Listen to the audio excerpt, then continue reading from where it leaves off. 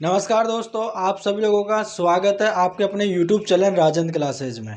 दोस्तों, आज की वीडियो के अंदर हम बात करने वाले हैं दिल्ली पुलिस कांस्टेबल के बारे में।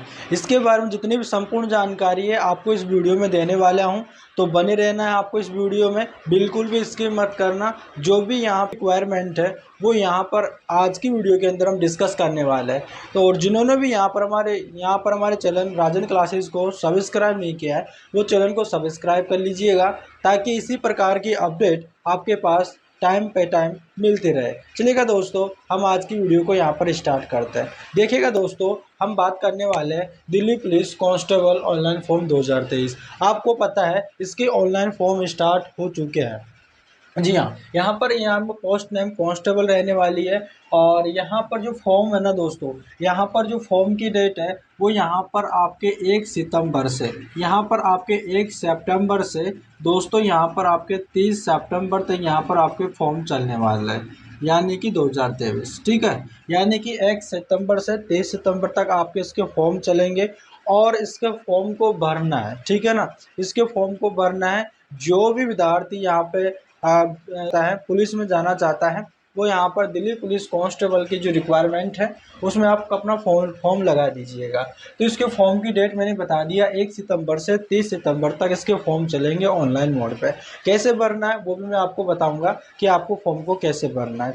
ठीक है, अब देखो, यहाँ पर आप जब फॉर्म भरते हो तो कई स्टूडेंट होते हैं जो गलतियाँ कर देते हैं, यानी कि अपने नाम में गलती का हो जाती है, डेट ऑफ बर्थ में गलती हो जाती है, फादर्स नेम में गलती हो जाती है, तो कई में गलती हो जाती है। तो इसके लिए यहाँ पर आपके लिए ऑप्शन भी देते हैं। यहाँ पर आपका जो करेक्शन का जो डेट चलेगी वो यहाँ पर आपके चलेगी, यानी कि 3 से 4 अक्टूबर तक चलेगी, यानी कि 2 दिन तक आपकी जो डेट चलेगी। जो भी अगर आपके फॉर्म में कोई गलती हो जाती है या फिर यहाँ पर आप फॉर्म को भरते हुए समय, तो यहाँ पर आप उसको उसे आप एडिट कर पाएंगे 3 से 4 अक्टूबर, यानी 2 दिन के लिए। ठीक है, ये हो गए आपके करेक्शन की। एग्ज़ाम डेट देखो, यहाँ पर आपके 1 सितंबर से 30 सितंबर तक आपके फॉर्म चलेंगे। ठीक है, और यहाँ पर आ भी बता दिया गया है कि इसके जो एग्ज़ाम है ना वो यहाँ पर आपके जो है ना नवंबर में लिए जाएंगे, यानी कि यहाँ पर आपके जो 14 नवंबर से दोस्तों, यहाँ पर आपके 14 नवंबर से आपके एग्ज़ाम स्टार्ट हो जाएंगे। और यहाँ पर आपके 5 दिसंबर तक यहाँ पर आपके एग्ज़ाम चलेंगे। यहाँ पर 14 नवंबर को आपके एग्ज़ाम स्टार्ट हो जाएंगे और 5 दिसंबर तक आपका एग्ज़ाम चलेंगे। तो आपके पास ज़्यादा समय नहीं है, यहाँ पर आपके 2-2.5 महीना है। जो आपको एक फॉर्म को भर के आपने ये पढ़ाई पे लग जाना है, जम के पढ़ाई करनी है, ताकि अपना एक पोस्ट जो दिल्ली पुलिस कांस्टेबल है वो आपके नाम हो जाए। ठीक है ना, यहाँ पर 14 नवंबर से यहाँ पर आपके स्टार्ट हो जाएंगे एग्ज़ाम, इस बात को याद रखना। आपके एग्ज़ाम देखो, फॉर्म फीस के लिए मैं यहाँ पर आपको बता देता हूँ। जो जनरल का जो कैंडिडेट है या फिर आपके ओबीसी का जो कैंडिडेट है और ईडब्ल्यूएस का जो कैंडिडेट है, उनके लिए यहाँ पर फीस रखी गई है 100 रुपये, मात्र 100 रुपये है। और यहाँ पर SC ST के लिए यहाँ पर जो फीस रखी गई है वो यहाँ पर 0 रुपये है। ठीक है, उनको लिए बिल्कुल भी फ्री है। तो यहाँ पर भाई आपको फॉर्म भरना ओनली मात्र 100 रुपये लग रहे हैं। ठीक है ना, यहाँ पर जनरल ओबीसी ईडब्ल्यूएस के लिए यहाँ पर 100 रुपये फॉर्म फीस रखी गई है, मात्र आपको फॉर्म भरना है। ठीक है ना, 100 रुपये आया इसकी मात्र फीस रही है, तो आप उसको फॉर्म को भर देना है। बिल्कुल भी ऐसा नहीं करना है कि इसमें 100 रुपये लग रहे हैं वो लग रहे हैं, आपको फॉर्म को भर देना है। कैसे भरना वो भी मैं आपको बताने वाला हूँ।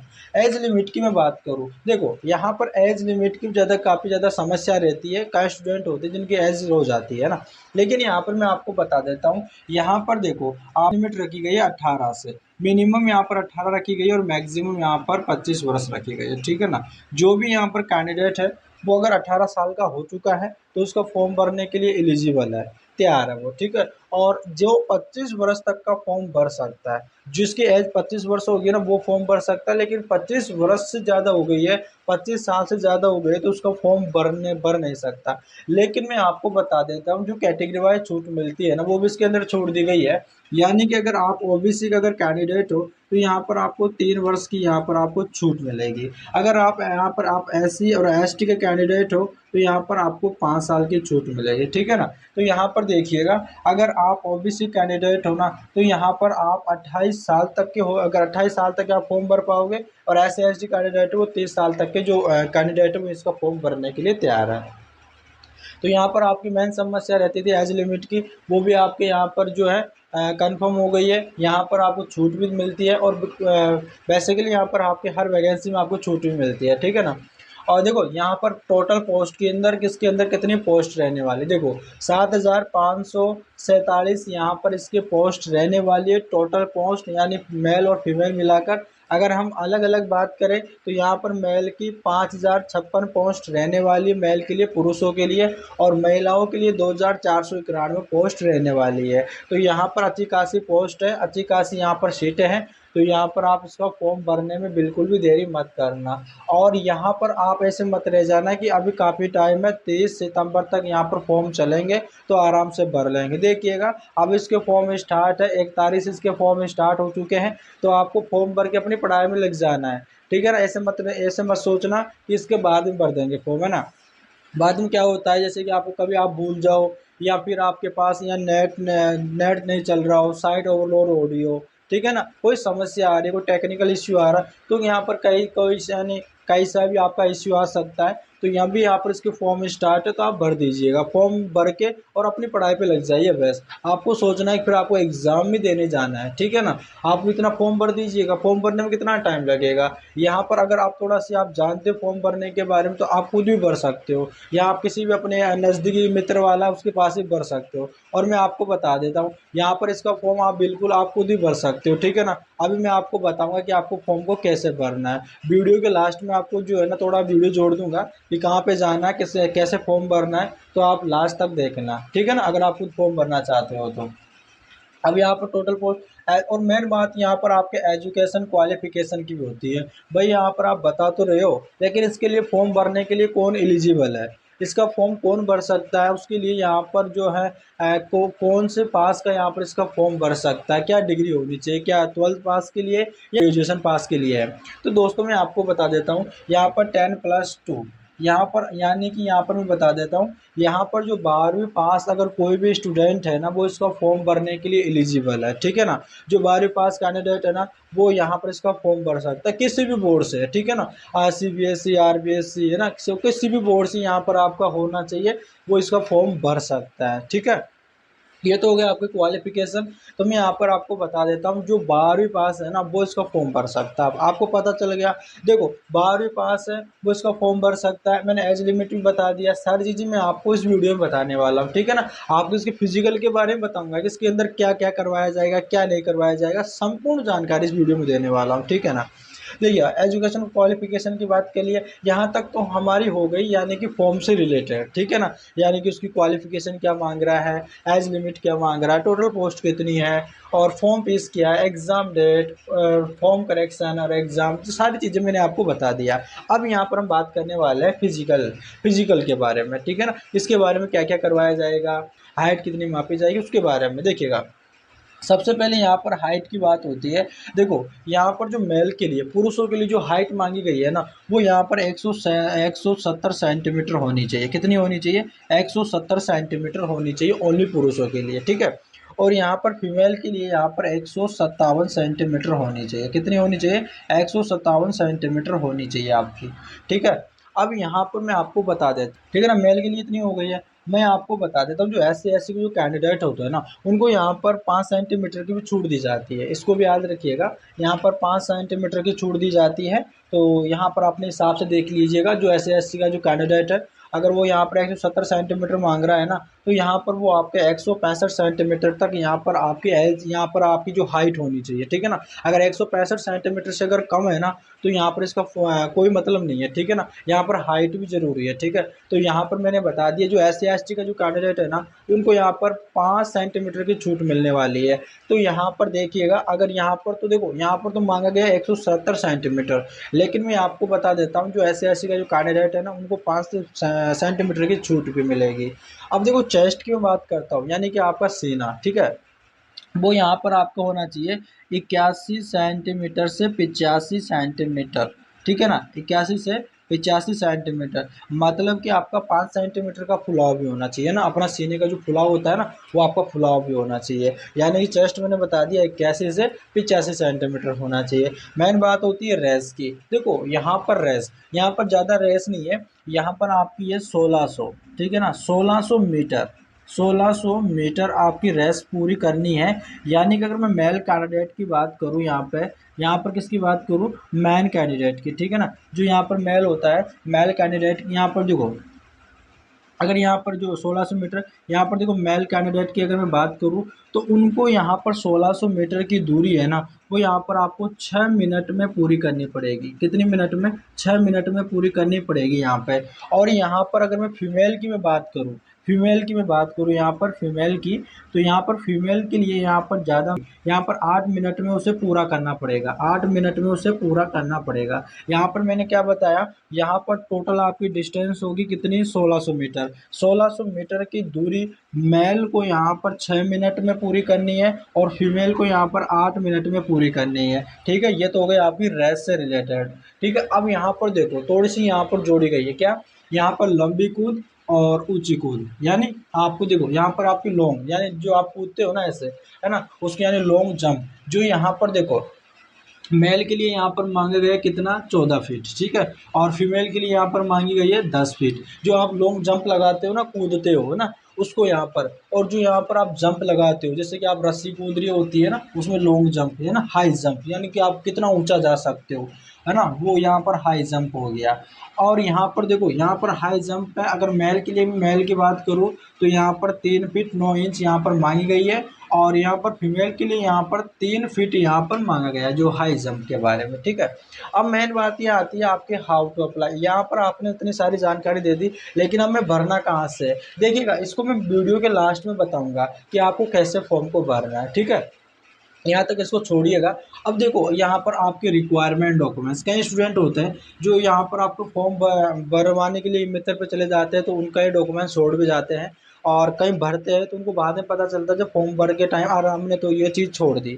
तो देखो यहाँ पर मैं आपको बता देता हूँ क्या क्या डॉक्यूमेंट्स चाहिए। यहाँ पर आपके देखो 10वीं की, और यहाँ पर आपके और यहाँ पर आपकी होनी चाहिए 12वीं की मार्कशीट, ठीक है ना, ये तो आपकी मेन चीज़ हो गई।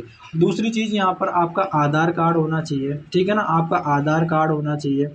आधार कार्ड के साथ ही अगर आपके पास पैन कार्ड है तो पैन कार्ड भी आप उसमें लगा सकते हो, ठीक है। यहाँ पर आपके कि आपके फ़ोटो होनी चाहिए, क्या होनी चाहिए, आपके फ़ोटो होनी चाहिए, एक फ़ोटो होनी चाहिए, और यहाँ पर आपका सिग्नेचर होना चाहिए, ठीक है, आपका सिग्नेचर होना चाहिए। और यहाँ पर आप लगा दोगे, ठीक है ना, कास्ट सर्टिफिकेट जो होता है आपका जाति प्रमाण पत्र, वो भी यहाँ पर लगेगा, ठीक है ना। तो ये चीज़ है आपकी, यानी 10वीं और 12वीं की marksheet, Aadhaar card, PAN card, photo, signature और कास्ट सर्टिफिकेट, ये भी आपको चाहिए, ठीक है ना। ये तो आपके इंपॉर्टेंट यानी रिक्वायर्ड डॉक्यूमेंट्स हो गए जो आपको फॉर्म भरने के लिए आपको चाहिए होंगे। देखो सिलेक्शन मोड, यहाँ पर देखो आपको क्या क्या होगा, क्या आपको ऑनलाइन एग्जाम होगा, क्या क्या होगा, इसके बारे में देखिएगा। अभी मैं आपको बता देता हूँ। देखो राजस्थान पुलिस कांस्टेबल में अब क्या कर दिया गया, पहले फिजिकल कर दिया गया, उसके बाद में आपका रिटन एग्जाम कर दिया गया। लेकिन ये तो दिल्ली पुलिस के बारे में बता रहा हूँ, दिल्ली पुलिस कांस्टेबल के बारे में। तो यहाँ पर देखो, यहाँ पर सबसे पहले यहाँ पर आपका लिया जाएगा पहले नंबर पे, यानी कि आपका रिटन एग्जाम होगा। यानी कि रिटन एग्जाम यानी पहले आपका ऑनलाइन एग्जाम लिया जाएगा, कंप्यूटर बेस्ड एग्जाम होगा। उसके बाद में आपको सेकंड नंबर पर आपका फिजिकल होगा, ठीक है ना, पीईटी होगा। मैंने जो यहाँ पर ये सारी जानकारी बताई है, यहाँ से फिजिकल डिटेल के बारे में, यहाँ पर height, chest, race, long jump, high jump, ये वाली आपके पीईटी के अंदर होगा। यानी कि आपको ऑनलाइन एग्जाम लेने के बाद में यहाँ पर आपको इन सारी चीज़ें करने के लिए बुलाया जाएगा। फिर बाद में यहाँ पर जितने भी आपके नंबर जुड़ेंगे, सारे नंबर जुड़ेंगे, आपके ऑनलाइन के एग्ज़ाम के नंबर जुड़ेंगे, पीईटी के यानी फिजिकल के नंबर जुड़ेंगे। उनके नंबर जुड़ने के बाद में आपका जो आपकी क्या बनेगी, आपकी मेरिट बनेगी। मेरिट बनने के बाद में दोस्तों, यानी मेरिट बनेगी, फिर उसके बाद में आपका फाइनल सिलेक्शन होगा।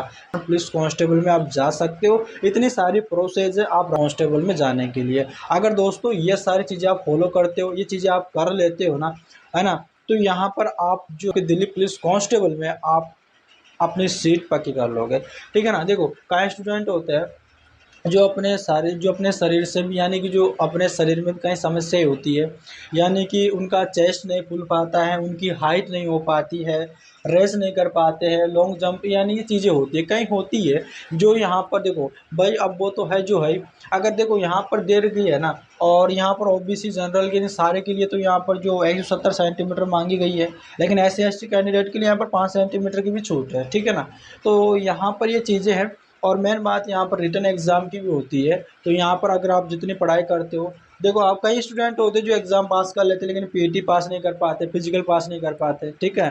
तो चीज़ें होती है। और जो कई स्टूडेंट होते हैं जो यहाँ पर फिजिकल के लिए बिल्कुल परफेक्ट होते हैं, ठीक है ना, बिल्कुल तैयारी कर लेते हैं, उनकी पूरी तैयारी होती है, लेकिन एग्ज़ाम पास नहीं कर पाते। तो ये चीज़ें होती है। तो आपको सारी चीज़ें आपको एक साथ लेकर चलना है ना। यहाँ पर आप रिटन एग्ज़ाम, यानी अपना एग्ज़ाम पढ़ाई भी करनी है, साथ में अपने शरीर की फिटनेस को भी ध्यान रखना है। जो भी देखो राजस्थान, तो राजस्थान पुलिस में देख लो, दिल्ली पुलिस में देख लो, MP पुलिस में देख लो, कहीं कौन सी पुलिस में देख लो आप, यहाँ पर ये चीज़ें तो मांगी जाती है। देखो अपने शरीर की फिटनेस तो आपकी होना ज़रूरी है, ठीक है।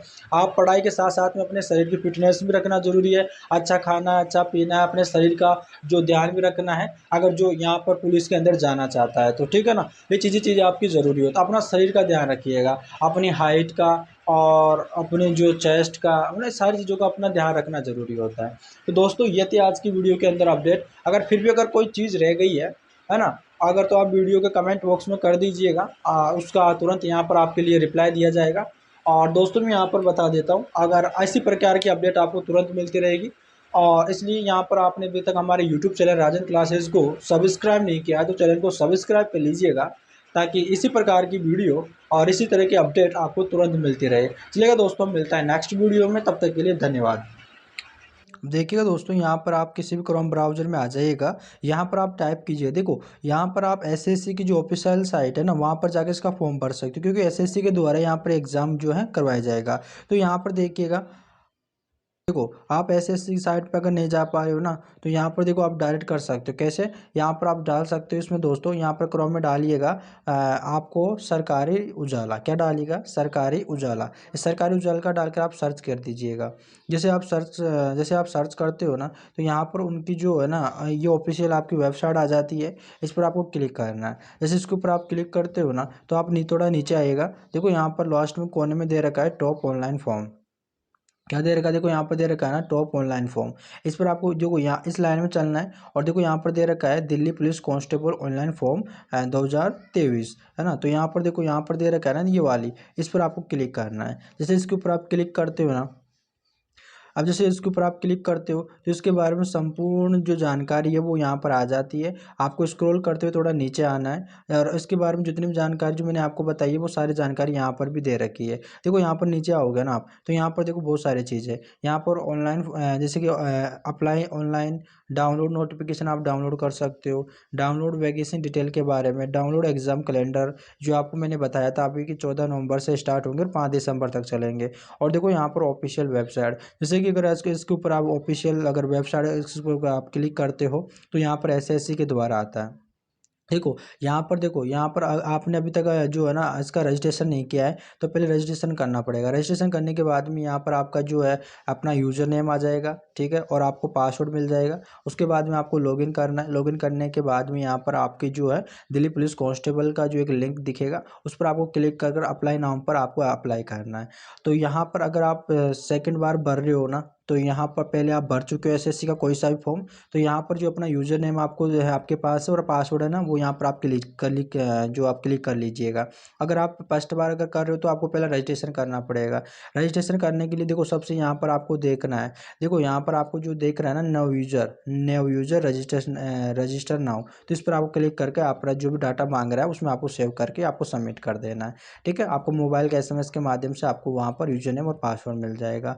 अब यहाँ पर आपको डायरेक्ट पीछे आना है, और यहाँ पर अगर आप अप्लाई नाउ करना चाहते हो ना, तो मैंने आपको बता दिया है। यहाँ पर अगर आप फर्स्ट बार करो तो आपको रजिस्टर करना पड़ेगा, यहाँ पहले भी कर चुके तो आपको लॉगिन करना पड़ेगा। इस लॉगिन पर आपको क्लिक कर देना। जैसे आप इस पर लॉगिन पर क्लिक करते हो ना, इसे आप लॉगिन पर क्लिक करते हो तो यहाँ पर ऑफिशियल की वेबसाइट आती है। देखो SSC की ऑफिशियल वेबसाइट आती है, अपना यूजर नेम डालोगे, पासवर्ड डालोगे, तो वहाँ पर आपको जो शुरू में ऊपर ही ऊपर यहाँ पर आपको दिल्ली पुलिस कांस्टेबल की एक लिंक मिलेगी, उस पर आपको क्लिक करके आपको फॉर्म को भर देना है। ठीक है ना दोस्तों, इस प्रकार से आपको फॉर्म को भरना। उम्मीद है आपको अच्छी तरह से समझ में आ गया होगा और आराम से भरना है, कोई भी गलती नहीं करनी। अगर फिर भी अगर आपसे गलती हो जाती है तो कोई दिक्कत नहीं है, 3 से या 4 अक्टूबर 2 दिन के लिए आपको फॉर्म करेक्शन के लिए दिया जाएगा। लेकिन मैं आपको बता दूं वहाँ पर चार्ज लेगा 200-300 रुपये, तो क्या मतलब है, ठीक है ना। तो इसलिए यहाँ पर आपको मैं फॉर्म को अच्छी तरह से भरना है, बिल्कुल ध्यान से भरना है ताकि कोई गलती नहीं हो।